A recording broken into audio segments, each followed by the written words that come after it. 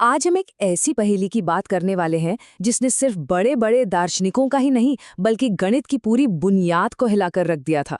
तो चलिए इस लॉजिकल लूप को, इस चक्रव्यूह को समझने की कोशिश करते हैं। अब इसकी शुरुआत किसी भारी भरकम गणित से नहीं करेंगे, नहीं। इसकी शुरुआत होती है एक छोटे से शहर की एक बड़ी ही सीधी सादी कहानी से। तो सोचिए, एक छोटा सा शहर है और वहां बस एक ही नाई है। अब इस नाई का एक बड़ा पक्का नियम है। वो कहता है, मैं सिर्फ उन लोगों की दाढ़ी बनाऊंगा जो अपनी दाढ़ी खुद नहीं बनाते, सिर्फ उन्हीं की। तो फिर सवाल ये उठता है कि उस नाई की दाढ़ी कौन बनाता है? यहीं पर तो सारा खेल है, एक लॉजिकल जाल। चलिए इसको तोड़कर देखते हैं। मान लीजिए वो अपनी दाढ़ी खुद बनाता है। अगर वो ऐसा करता है तो वो अपना ही नियम तोड़ देता है, क्योंकि उसका नियम तो ये है कि वो सिर्फ उनकी दाढ़ी बनाता है जो खुद नहीं बनाते, तो वो अपनी दाढ़ी नहीं बना सकता। ठीक है, तो फिर दूसरा रास्ता क्या है? मान लीजिए वो अपनी दाढ़ी नहीं बनाता है। अब वो उन लोगों में आ गया जो अपनी दाढ़ी खुद नहीं बनाते, और नाई का नियम क्या है कि वो ऐसे सब लोगों की दाढ़ी बनाएगा। तो अब उसे अपनी दाढ़ी बनानी ही पड़ेगी। देखा, हम एक लूप में फंस गए। तो मतलब ये है कि हम बुरी तरह फंस गए हैं। यही है विरोधाभास या पैराडॉक्स, एक ऐसा लॉजिकल चक्रव्यूह जिससे बाहर निकलने का कोई रास्ता ही नहीं है। अब ये नाई वाली पहेली तो सुनने में मजेदार लगती है, लेकिन ये सिर्फ एक कहानी नहीं है। असल में ये गणित की दुनिया की एक बहुत बहुत गहरी प्रॉब्लम का एक आसान सा रूप है। तो चलिए अब सीधे चलते हैं साल 1901 में। यहाँ कहानी में एंट्री होती है बर्ट्रैंड रसल की, एक जबरदस्त गणितज्ञ और दार्शनिक जो अपने काम में लगे थे। और तभी उन्हें कुछ ऐसा मिला जिसने पूरी गणित की दुनिया में, समझिए, भूचाल ला दिया। रसल उस वक्त सेट थ्योरी नाम की एक चीज पर काम कर रहे थे। अब ये नाम सुनकर घबराना नहीं है, इसका आइडिया बहुत सिंपल है।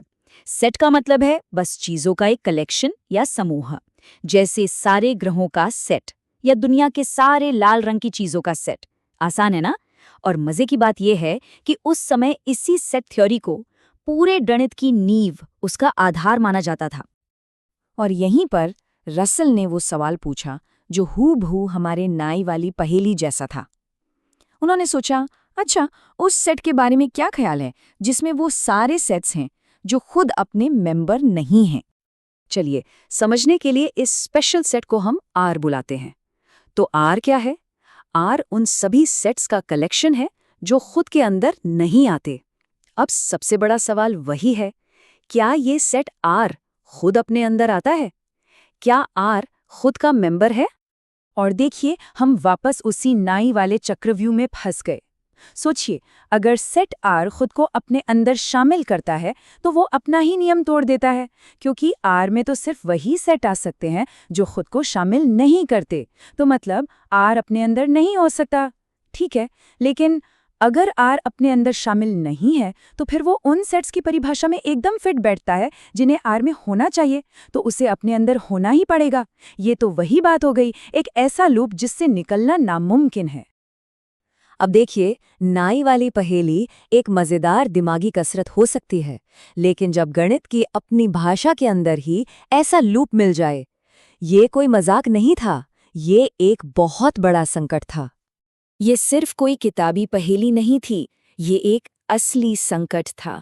इसका सीधा सीधा मतलब ये था कि गणित जिन नियमों पर चल रहा था वो खुद ही विरोधाभासी, मतलब इम्पॉसिबल नतीजे दे सकता था। ऐसा लगा मानो जिस बुनियाद पर गणित की पूरी इमारत खड़ी थी वो बुनियाद ही खोखली थी। इस एक खोज ने सबको मजबूर कर दिया कि सब कुछ फिर से सोचा जाए। तो हुआ ये, सबसे पहले तो संकट आया, ये एहसास कि सिस्टम में ही गड़बड़ है। फिर इस वजह से लॉजिक के सबसे बुनियादी नियमों पर दोबारा सोचने का दौर चला, एक तरह से रीथिंकिंग हुई। और आखिर में इसी की वजह से गणित को एक ज्यादा मजबूत, ज्यादा पक्की नींव पर फिर से बनाया गया, और इसी से जन्म हुआ मॉडर्न मैथमेटिकल लॉजिक का। तो ठीक है, ये मान सकते हैं कि 100 साल पहले गणितज्ञों ने ये प्रॉब्लम सुलझा ली, लेकिन क्या इसकी कहानी यहीं खत्म हो जाती है? क्या इसका असर सिर्फ मैथ्स की किताबों तक ही रहा? बिल्कुल नहीं। असल में इस विरोधाभास की जो विरासत है वो कहीं ज्यादा बड़ी और गहरी है।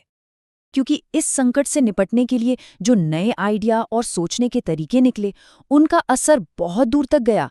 हाँ, इसने 20वीं सदी के गणित को तो पूरी तरह बदल ही दिया। लेकिन बात यही नहीं रुकी। इसने मॉडर्न लॉजिक, फिलॉसफी और यहाँ तक कि कंप्यूटर साइंस की नींव रखने में भी मदद की।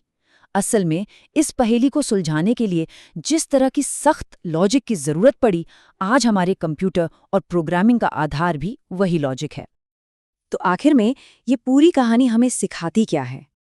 रसल का ये विरोधाभास हमें एक बहुत गहरी बात सिखाता है कि कभी-कभी सबसे सीधे, सबसे मासूम से दिखने वाले सवाल, जैसे नाई की दाढ़ी कौन बनाता है, हमारे उन सिस्टम्स में भी गहरी दरारें दिखा सकते हैं जिन पर हम आंख बंद करके भरोसा करते हैं।